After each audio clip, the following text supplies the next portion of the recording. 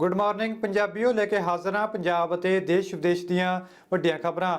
ਭਾਰਤ ਦੇ ਵਿੱਚ corona virus ਦੇ ਮਾਮਲਿਆਂ ਦੇ ਵਿੱਚ ਹਰ ਰੋਜ਼ ਰਿਕਾਰਡ ਤੋੜ ਵਾਧਾ ਹੋ ਰਿਹਾ। ਹਰ ਰੋਜ਼ ਤੇਜ਼ੀ ਦੇ ਨਾਲ ਪੋਜ਼ਿਟਿਵ ਮਾਮਲਿਆਂ ਦੀ ਗਿਣਤੀ ਭਾਰਤ ਦੇ ਵਿੱਚ ਵਧਦੀ ਜਾ ਰਹੀ ਹੈ। ਪਿਛਲੇ 24 ਘੰਟਿਆਂ ਦੌਰਾਨ 19,902 ਪੋਜ਼ਿਟਿਵ ਮਾਮਲੇ ਸਾਹਮਣੇ ਆਏ, ਜਿਸ ਦੇ ਨਾਲ ਪੀੜਤਾਂ ਦੀ ਗਿਣਤੀ ਦੇ ਵਿੱਚ ਵੀ ਭਾਰੀ ਇਜ਼ਾਫਾ ਹੋਇਆ। ਭਾਰਤ ਜੇਕਰ ਇੱਕ ਦਿਨ ਦੇ ਮਾਮਲਿਆਂ ਦੀ ਗੱਲ ਕਰੀਏ ਦੂਜੇ ਦੇਸ਼ਾਂ ਦੀ ਤੁਲਨਾ ਦੇ ਵਿੱਚ ਤੀਜੇ ਸਥਾਨ ਤੇ ਪਹੁੰਚ ਚੁੱਕਿਆ ਹੈ। ਪਹਿਲੇ ਸਥਾਨ ਤੇ ਅਮਰੀਕਾ, ਦੂਜੇ ਸਥਾਨ ਤੇ ਬ੍ਰਾਜ਼ੀਲ ਅਤੇ ਭਾਰਤ ਦਾ ਸਥਾਨ ਹੁਣ ਤੀਜਾ ਹੋ ਚੁੱਕਿਆ ਹੈ। ਇਸ ਦੇ ਨਾਲ ਹੀ ਪ੍ਰਧਾਨ ਮੰਤਰੀ ਨਰਿੰਦਰ ਮੋਦੀ ਨੇ ਅੱਜ ਮਨ ਕੀ ਬਾਤ ਪ੍ਰੋਗਰਾਮ ਕੀਤਾ, ਜਿਸ ਦੇ ਵਿੱਚ ਚੀਨ ਦੇ ਬਾਰੇ ਪ੍ਰਧਾਨ ਮੰਤਰੀ ਮੋਦੀ ਖੁੱਲ੍ਹ ਕੇ ਬੋਲੇ ਨੇ। ਪ੍ਰਧਾਨ ਮੰਤਰੀ ਨੇ ਹੋਰ ਕੀ ਕਿਹਾ, ਆਓ ਦਿਖਾਉਂਦੇ ਹਾਂ।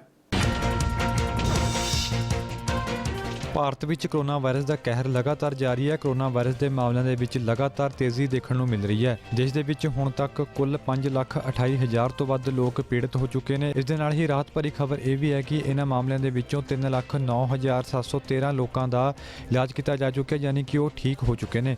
ਦੇਸ਼ ਦੇ ਵਿੱਚ ਹੁਣ ਤੱਕ ਕੁੱਲ 2,03,051 ਕੋਰੋਨਾ ਦੇ ਸਰਗਰਮ ਮਾਮਲੇ ਨੇ। ਭਾਰਤ ਦੇ ਵਿੱਚ ਕੋਰੋਨਾ ਵਾਇਰਸ ਦੇ ਇੱਕ ਦਿਨ ਦੇ ਵਿੱਚ ਰਿਕਾਰਡ 19,906 ਮਾਮਲੇ ਸਾਹਮਣੇ ਆਏ। ਇਸ ਤੋਂ ਇਲਾਵਾ ਪਿਛਲੇ 24 ਘੰਟਿਆਂ ਦੇ ਵਿੱਚ 410 ਲੋਕਾਂ ਦੀ ਮੌਤ ਦੇ ਨਾਲ ਮ੍ਰਿਤਕਾਂ ਦਾ ਅੰਕੜਾ 16,000 ਤੋਂ ਪਾਰ ਪਹੁੰਚ ਗਿਆ। ਪਹਿਲੀ ਵਾਰ ਹੈ ਜਦੋਂ ਇੱਕ ਦਿਨ ਦੇ ਵਿੱਚ 19,000 ਨਵੇਂ ਮਾਮਲੇ ਸਾਹਮਣੇ ਆਏ ਹੋਣ। ਇਹ ਲਗਾਤਾਰ ਪੰਜਵਾਂ ਦਿਨ ਹੈ ਜਦੋਂ ਕੋਰੋਨਾ ਵਾਇਰਸ ਦੇ 15,000 ਤੋਂ ਵਧੇਰੇ ਮਾਮਲੇ ਸਾਹਮਣੇ ਆਏ ਨੇ। 1 ਜੂਨ ਤੋਂ ਲੈ ਕੇ ਹੁਣ ਤੱਕ ਇਸ ਜਾਨਲੇਵਾ ਮਹਾਮਾਰੀ ਦੇ ਮਾਮਲਿਆਂ ਦੇ ਵਿੱਚ 3,38,324 ਤੱਕ ਦਾ ਵਾਧਾ ਹੋਇਆ। ਦੇਸ਼ ਦੇ ਮਹਾਰਾਸ਼ਟਰ, ਦਿੱਲੀ, ਤਾਮਿਲਨਾਡੂ, ਉੱਤਰ ਪ੍ਰਦੇਸ਼ ਅਤੇ ਗੁਜਰਾਤ ਦੇ ਵਿੱਚ ਕੋਰੋਨਾ ਨੇ ਭਿਆਨਕ ਰੂਪ ਧਾਰਿਆ ਹੋਇਆ ਹੈ।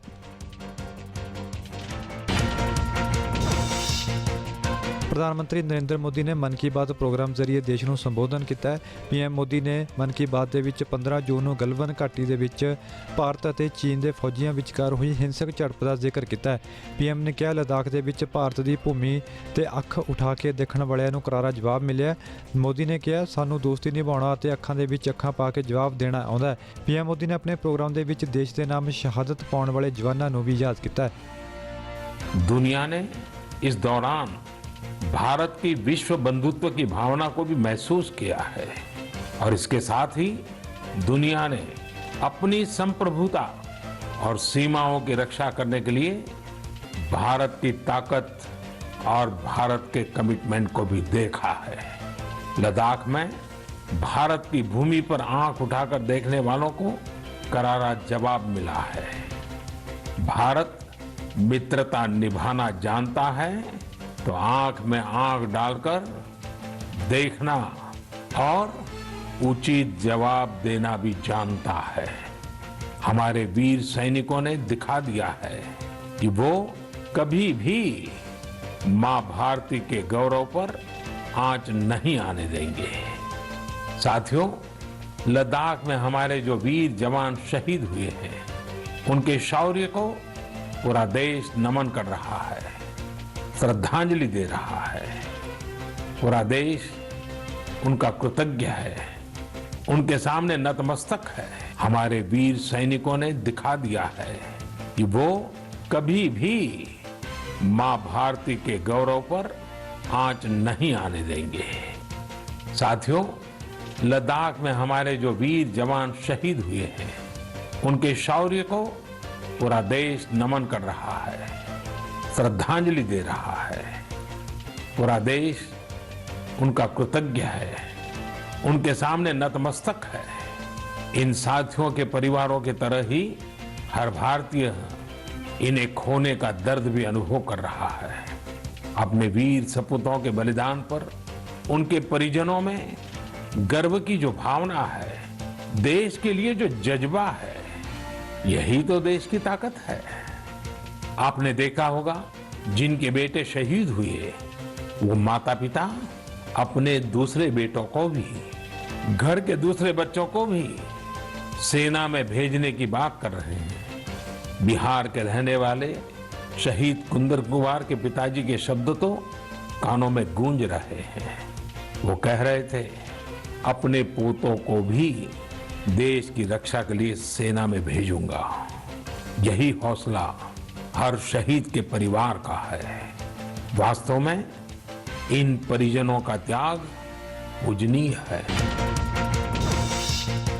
ਮਨ ਕੀ ਬਾਤ ਪ੍ਰੋਗਰਾਮ ਦੇ ਵਿੱਚ ਪੀਐਮ ਮੋਦੀ ਨੇ ਕੋਰੋਨਾ ਵਾਇਰਸ ਸੰਕਟ ਦਾ ਜ਼ਿਕਰ ਕੀਤਾ। ਮੋਦੀ ਨੇ ਕਿਹਾ ਭਾਰਤ ਨੇ ਹਮੇਸ਼ਾ ਸੰਕਟਾਂ ਤੇ ਸਫਲਤਾ ਹਾਸਲ ਕੀਤੀ ਹੈ, ਹੜ੍ਹਾਂ ਅਤੇ ਚੁਣੌਤੀਆਂ ਤੇ ਜਿੱਤ ਹਾਸਲ ਕੀਤੀ ਹੈ। ਮੋਦੀ ਨੇ ਕਿਹਾ ਸੰਕਟ ਦੀ ਘੜੀ ਦੇ ਵਿੱਚ ਭਾਰਤ ਪਹਿਲਾਂ ਤੋਂ ਵੀ ਜ਼ਿਆਦਾ ਨਿਖਰ ਕੇ ਸਾਹਮਣੇ आया है। इन दिनों मैं देख रहा हूँ लगातार लोगों में एक विषय पर चर्चा हो रही है कि आखिर ये साल कब बीतेगा। कोई किसी को फोन भी कर रहा है तो बातचीत इसी विषय से शुरू हो रही है, ये साल जल्दी क्यों नहीं बीत रहा। कोई लिख रहा है, दोस्तों से बात कर रहा है, कह रहा है कि ये साल अच्छा नहीं है। कोई कह रहा है 2020 शुभ नहीं है। बस लोग यही चाहते हैं कि किसी भी तरह से ये साल जल्द से जल्द बीत जाए। साथियों, कभी कभी मैं सोचता हूँ कि ऐसा क्यों हो रहा है। हो सकता है ऐसी बातचीत के कुछ कारण भी हो। 6-7 महीना पहले ये हम कहाँ जानते थे कि कोरोना जैसा संकट आएगा और इसके खिलाफ ये लड़ाई इतनी लंबी चलेगी। ये संकट तो बना ही हुआ है, ऊपर से देश में नीत नई चुनौतियां सामने आती जा रही हैं। अभी कुछ दिन पहले देश के पूर्वी छोर पर साइक्लोन अम्फान आया तो पश्चिमी छोर पर साइक्लोन निसर्ग आया। कितने ही राज्यों में हमारे किसान भाई बहन टिड्डी दल के हमले से परेशान है और कुछ नहीं तो देश के कई हिस्सों में छोटे छोटे भूकंप रुकने का ही नाम नहीं ले रहे हैं। और इन सबके बीच हमारे कुछ पड़ोसियों द्वारा जो हो रहा है, देश उन चुनौतियों से भी निपट रहा है। वाकई एक साथ इतनी आपदाएं, इस स्तर की आपदाएं बहुत कम ही देखने सुनने को मिलती हैं। हालात तो ये हो गई हैं कि कोई छोटी छोटी घटना भी हो रही है तो लोग उन्हें भी इन चुनौतियों के साथ जोड़ करके देख रहे हैं। साथियों, मुश्किलें आती हैं, संकट आते हैं, लेकिन सवाल यही है कि क्या इन आपदाओं की वजह से हमें साल 2020 को खराब मान लेना चाहिए। क्या पहले के 6 महीने जैसे बीते उसकी वजह से ये मान लेना कि पूरी साल ही ऐसा है, क्या ये सोचना सही है। जी नहीं मेरे प्यारे देशवासियों, बिल्कुल नहीं। एक साल में एक चुनौती आए या 50 चुनौतियां आए, नंबर कम ज्यादा होने से वो साल खराब नहीं हो जाता। भारत का इतिहास ही आपदाओं और चुनौतियों पर जीत हासिल कर और ज्यादा निखर कर निकलने का रहा है। लद्दाख मुद्दे ते केंद्र सरकार का घिराव करने वाले राहुल गांधी ते गृह मंत्री अमित शाह ने पलटवार किया। अमित शाह ने कहा वो चर्चा तो नहीं डरते। शाह ने राहुल के सरेंडर मोदी वाले बयान से कहा पार्लीमेंट होनी है ਜਾਂ चर्चा करनी है तो वो तैयार ने। इस नाल ही उन्होंने कहा कि जो भारतीय जवान चीन का सामना कर रहे सन तो उस समय अजिहे बयान नहीं सन देने चाहिए जिस नाल पाकिस्तान और चीन को खुशी मिले। इतने बड़े राजनीतिक दल के पूर्व अध्यक्ष इतने संकट के समय में इतनी ओछी राजनीति करते हैं तब दुख होता है। इससे कोई फर्क नहीं पड़ता। वो उनके लिए आत्मचिंतन का विषय है। इनके हैशटैग को पाकिस्तान और चीन आगे बढ़ा रहा है, मेरे लिए नहीं है। कांग्रेस पार्टी के लिए चिंता का विषय है कि इनके नेता के हैशटैग को पाकिस्तान और चीन बढ़ावा दे रहा है। आप ऐसी बात करते हो जो पाकिस्तान और चीन पसंद करता है। और ऐसे संकट के समय में पार्लियामेंट होनी है, चर्चा करनी है तो आइए करेंगे। 62 से लेकर आज तक 2-2 हाथ हो जाए, कोई नहीं डरता चर्चा से। मगर जब देश के जवान संघर्ष कर रहे हैं, सरकार एक स्टैंड लेकर ठोस कदम उठा रही है, उस वक्त पाकिस्तान और चीन को खुशी हो इस प्रकार के स्टेटमेंट देना किसी ने नहीं करना चाहिए। हिमाचल प्रदेश के सोलन के कंडा घाट के विच लैंडस्लाइड होने के नाल 2 मजदूरों की मौत हो गई जबकि 3 ने भज के अपनी जान बचाई। यह हादसा उदों होया जदों कंडा घाट के विच एक मकान के पिछे खुदाई का काम चल रहा सी। इस दौरान पहाड़ का एक वड्डा हिस्सा इन्हां मजदूरों से डिग गया जिस दे नाल 2 मजदूर हेठां दब गए। 3 ने कड़ी मुशक्कत के नाल अपनी जान बचाई। करीब 4 घंटे रेस्क्यू चलण तो बाद मजदूरों को बाहर कढ़िया गया। होनी है कि किस क्यों ये दंगा गिरा है। सारा मलबा जो है वो क्योंकि वो खुदाई कर रहे थे, वहाँ पे 5 मजदूर थे नेपाली, इनमें से 2 मजदूर नज़दीक थे डंगे के, तो सारा डंगा जो है ढह गया।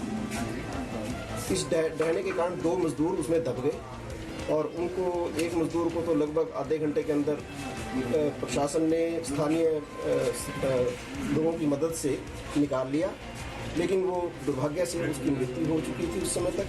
अब 2:30 बजे, लगभग 2:30 बजे दूसरे व्यक्ति को भी निकाल लिया गया है। ये दोनों नेपाली मूल के व्यक्ति जो यहाँ पर काफ़ी समय से रह रहे थे, कंडाघाट में ही ये 8-10 साल से रह रहे हैं। इनके परिचितों को सूचित कर दिया गया है, वो भी यहीं पर। ਬੁਲੇਟਿਨ ਦੇ ਵਿੱਚ ਸਮਾਂ ਹੋ ਗਿਆ ਇੱਕ ਬ੍ਰੇਕ ਦਾ, ਮਿਲਦੇ ਹਾਂ ਬ੍ਰੇਕ ਤੋਂ ਬਾਅਦ।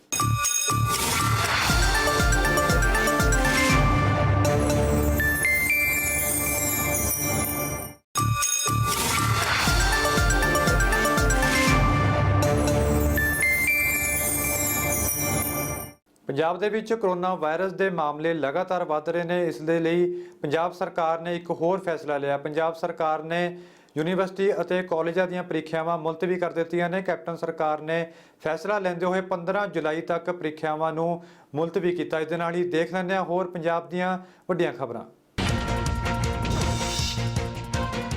ਪੰਜਾਬ ਦੇ ਵਿੱਚ ਕਰੋਨਾ ਵਾਇਰਸ ਦੇ ਕੇਸਾਂ ਦਾ ਅੰਕੜਾ ਵਧਦਾ ਜਾ ਰਿਹਾ। 161 ਨਵੇਂ ਮਾਮਲੇ ਆਉਣ ਦੇ ਨਾਲ ਪੀੜਤਾਂ ਦੀ ਗਿਣਤੀ ਵੱਧ ਕੇ 5216 ਹੋ ਗਈ ਹੈ। ਕਰੋਨਾ ਨੇ 5 ਹੋਰ ਜਾਨਾਂ ਲੈ ਲਈਆਂ ਨੇ, ਜਿਸ ਨਾਲ ਮੌਤਾਂ ਦੀ ਗਿਣਤੀ ਵੱਧ ਕੇ 133 ਤੱਕ ਪਹੁੰਚ ਗਈ ਹੈ। ਅੰਮ੍ਰਿਤਸਰ, ਪਠਾਨਕੋਟ, ਲੁਧਿਆਣਾ, ਜਲੰਧਰ ਅਤੇ ਹੁਸ਼ਿਆਰਪੁਰ ਦੇ ਵਿੱਚ ਇੱਕ ਮੌਤ ਹੋਈ ਹੈ। ਪੰਜਾਬ ਦੇ ਵਿੱਚ 3526 ਲੋਕ ਸਿਹਤਯਾਬ ਹੋ ਚੁੱਕੇ ਨੇ ਅਤੇ 1557 ਦਾ ਇਲਾਜ ਚੱਲ ਰਿਹਾ ਹੈ। ਪੰਜਾਬ ਦੇ ਵਿੱਚ ਕਰੋਨਾ ਵਾਇਰਸ ਦਾ ਕਹਿਰ ਜਾਰੀ ਹੈ। ਇਸ ਵਿਚਕਾਰ ਕੈਪਟਨ ਸਰਕਾਰ ਨੇ ਪੰਜਾਬ ਦੇ ਵਿੱਚ ਯੂਨੀਵਰਸਿਟੀ ਅਤੇ ਕਾਲਜਾਂ ਦੀਆਂ ਪ੍ਰੀਖਿਆਵਾਂ ਨੂੰ ਮੁਲਤਵੀ ਕਰ ਦਿੱਤਾ ਹੈ। ਪੰਜਾਬ ਸਰਕਾਰ ਨੇ 15 ਜੁਲਾਈ ਤੱਕ ਪ੍ਰੀਖਿਆਵਾਂ ਨੂੰ ਮੁਲਤਵੀ ਕੀਤਾ ਹੈ। ਅੰਤਿਮ ਫੈਸਲਾ UGC ਦੀ ਗਾਈਡਲਾਈਨਸ ਦੇ ਮੁਤਾਬਿਕ ਲਿਆ ਜਾਵੇਗਾ। ਲਗਾਤਾਰ ਮਾਪਿਆਂ ਤੇ ਵਿਦਿਆਰਥੀਆਂ ਦੇ ਵੱਲੋਂ ਪ੍ਰੀਖਿਆਵਾਂ ਮੁਲਤਵੀ ਕਰਨ ਦੀ ਮੰਗ ਕੀਤੀ ਜਾ ਰਹੀ ਸੀ, ਜਿਸ ਤੋਂ ਬਾਅਦ ਕੈਪਟਨ ਸਰਕਾਰ ਨੇ ਹੁਣ ਵੱਡਾ ਫੈਸਲਾ ਲਿਆ। ਸ਼ੇਰੇ ਪੰਜਾਬ ਮਹਾਰਾਜਾ ਰਣਜੀਤ ਸਿੰਘ ਦੀ ਸਾਲਾਨਾ ਬਰਸੀ ਸ਼੍ਰੀ ਦਰਬਾਰ ਸਾਹਿਬ ਦੇ ਨਾਲ ਸੰਬੰਧਿਤ ਗੁਰਦੁਆਰਾ ਮੰਜੀ ਸਾਹਿਬ ਦੀਵਾਨ ਹਾਲ ਦੇ ਵਿਖੇ ਸ਼੍ਰੋਮਣੀ ਗੁਰਦੁਆਰਾ ਪ੍ਰਬੰਧਕ ਕਮੇਟੀ ਧਰਮ ਪ੍ਰਚਾਰ ਕਮੇਟੀ ਦੇ ਵੱਲੋਂ ਸਾਂਝੇ ਤੌਰ ਤੇ ਮਨਾਈ ਗਈ। ਇਸ ਮੌਕੇ ਸ਼੍ਰੀ ਅਖੰਡ ਪਾਠ ਸਾਹਿਬ ਦੇ ਭੋਗ ਪਾਏ ਗਏ ਅਤੇ ਕੀਰਤਨ ਅਰਦਾਸ ਕੀਤੀ ਗਈ। ਇਸ ਮੌਕੇ ਮੈਂਬਰ ਸ਼੍ਰੋਮਣੀ ਕਮੇਟੀ ਭਗਵੰਤ ਸਿੰਘ ਸਿਆਲਕਾ ਨੇ ਦੱਸਿਆ ਕਿ ਮਹਾਰਾਜਾ ਰਣਜੀਤ ਸਿੰਘ ਦੇ ਵੱਲੋਂ ਕੀਤੇ ਰਾਜ ਦੀ ਕਵੀਆਂ ਨੇ ਵੀ ਆਪਣੀਆਂ ਲਿਖਤਾਂ ਦੇ ਵਿੱਚ ਸ਼ਲਾਘਾ ਕੀਤੀ ਹੈ। ਮਹਾਰਾਜਾ ਰਣਜੀਤ ਸਿੰਘ ਦਾ ਰਾਜ ਦੁਨੀਆ ਦੇ ਬਿਹਤਰੀਨ ਰਾਜਾਂ ਦੇ ਵਿੱਚੋਂ ਇੱਕ ਹੋਇਆ। ਸ਼ੇਰੇ ਪੰਜਾਬ ਮਹਾਰਾਜਾ ਰਣਜੀਤ ਸਿੰਘ ਦੀ ਇੱਕ ਅਜਿਹੇ ਮਹਾਰਾਜੇ ਦੀ ਬਰਸੀ ਸ਼੍ਰੋਮਣੀ ਗੁਰਦੁਆਰਾ ਪ੍ਰਬੰਧਕ ਕਮੇਟੀ ਸ੍ਰੀ ਹਰਿਮੰਦਰ ਸਾਹਿਬ ਵਿਖੇ ਮੰਜੀ ਸਾਹਿਬ ਦੀਵਾਨ ਹਾਲ ਵਿਖੇ ਮਨਾ ਰਹੀ ਆ।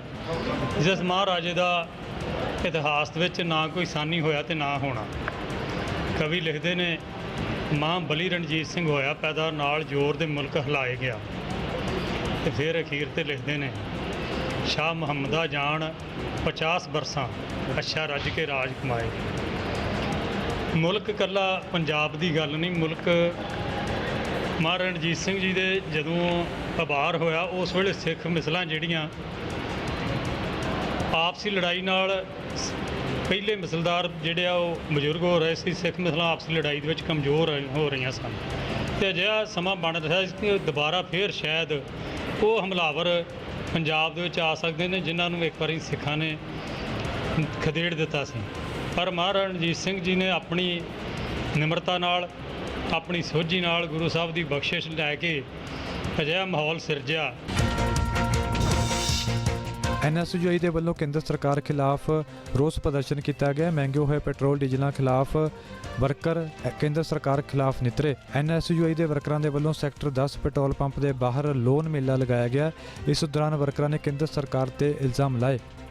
ਲੋਕਡਾਊਨ ਦੌਰਾਨ ਦੇਸ਼ ਦੇ ਲੋਕ ਘਰਾਂ 'ਚ ਬੈਠੇ ਸਨ। ਜਿਵੇਂ ਹੀ ਅਨਲੌਕ ਕੀਤਾ, ਲੋਕ ਬਾਹਰ ਆਏ ਤਾਂ ਪੈਟਰੋਲ ਡੀਜ਼ਲ ਦੀ ਕੀਮਤਾਂ 'ਚ 10 ਪੈਸੇ 20 ਪੈਸੇ ਲਗਾਤਾਰ ਵਾਧਾ ਹੋਇਆ ਅਤੇ ਇਸ ਦੇ ਨਾਲ ਜਿਹੜਾ ਰੇਟ ਹੈ ਉਹ ਤਕਰੀਬਨ 10 ਰੁਪਏ ਜਿਹੜਾ ਵਾਧਾ ਪੈਟਰੋਲ ਤੇ ਡੀਜ਼ਲ ਦੀ ਕੀਮਤਾਂ 'ਚ ਹੋਇਆ। ਡੀਜ਼ਲ ਦੇ ਹੁਣ ਤੱਕ ਦੇ ਰਿਕਾਰਡ ਤੋੜ ਦਿੱਲੀ ਦੇ ਵਿੱਚ ਪੈਟਰੋਲ ਨਾਲ ਵੱਧ ਕੀਮਤਾਂ ਜਿਹੜੀਆਂ ਦਰਜ ਕੀਤੀਆਂ ਗਈਆਂ। ਇਸੇ ਤਰ੍ਹਾਂ ਇਸ ਨੂੰ ਦੇਖਦੇ ਹੋਏ ਸਟੂਡੈਂਟ ਯੂਨੀਅਨ NSUI PU ਦੀ ਯੂਨੀਵਰਸਿਟੀ ਹੈ, PU ਯੂਨੀਵਰਸਿਟੀ ਦੇ ਜਿਹੜੇ ਹੈਗੇ ਉਹਨਾਂ ਵੱਲੋਂ ਲੋਨ ਮੇਲਾ ਦਿੱਤਾ ਜਾ ਰਿਹਾ। ਪੈਟਰੋਲ ਦੇ ਉੱਪਰ ਲੋਨ ਮੇਲਾ ਲਗਾਇਆ ਗਿਆ। ਤੁਸੀਂ ਦੇਖ ਸਕਦੇ ਹੱਥਾਂ 'ਚ ਤਖਤੀਆਂ ਫੜੀਆਂ ਹੋਈਆਂ ਵੀ NSU ਦੇ ਰਹੀ ਹੈ ਪੈਟਰੋਲ ਖਰੀਦਣ ਦੇ ਲਈ ਆਮ ਆਦਮੀ ਪਾਰਟੀ ਲੋਨ। ਅਜਿਹੀਆਂ ਤਖਤੀਆਂ ਲਗਾਈਆਂ ਜੋ ਸਿੱਧਾ ਕੇਂਦਰ ਸਰਕਾਰ ਤੇ ਵਾਰ ਕਰ ਰਹੀਆਂ। ਕੀ ਪ੍ਰੋਸੈਸ ਹੈ ਲੋਨ ਖਰੀਦਣ ਦਾ, ਆਮ ਆਦਮੀ ਕਿਵੇਂ ਲੋਨ ਲਵੇਗਾ NSUI ਤੋਂ, ਅਸੀਂ ਸਾਰੀ ਗੱਲਬਾਤ ਕਰਾਂਗੇ। ਵੀ ਤੁਸੀਂ ਦੇਖ ਸਕਦੇ ਇਹ ਸਾਰੇ NSUI ਦੇ ਸਟੂਡੈਂਟ ਹੈ ਜਿਹੜੇ ਰੋਸ ਜ਼ਾਹਰ ਕਰ ਰਹੇ ਕੇਂਦਰ ਸਰਕਾਰ ਦੇ ਹੱਥਾਂ 'ਚ ਤਖਤੀਆਂ ਫੜੀਆਂ ਹੋਈਆਂ ਕੇਂਦਰ ਸਰਕਾਰ ਤੇ ਨਿਸ਼ਾਨਾ ਬਣਾ ਰਹੇ ਹੈ ਔਰ ਵਿਰੋਧ ਪ੍ਰਦਰਸ਼ਨ ਲਗਾਤਾਰ ਕੀਤਾ ਜਾ ਰਿਹਾ ਹੈ। ਗੁੱਡ ਮਾਰਨਿੰਗ ਦੇ ਵਿੱਚ ਫਿਲਹਾਲ ਇੰਨਾ ਹੀ। ਮੈਨੂੰ ਦਿਓ ਇਜਾਜ਼ਤ। ਦੇਸ਼ ਦੁਨੀਆ ਤੇ ਪੰਜਾਬ ਦੀ ਹਰ ਵੱਡੀ ਖਬਰ ਲਈ ਦੇਖਦੇ ਰਹੋ ABP ਸਾਂਝਾ।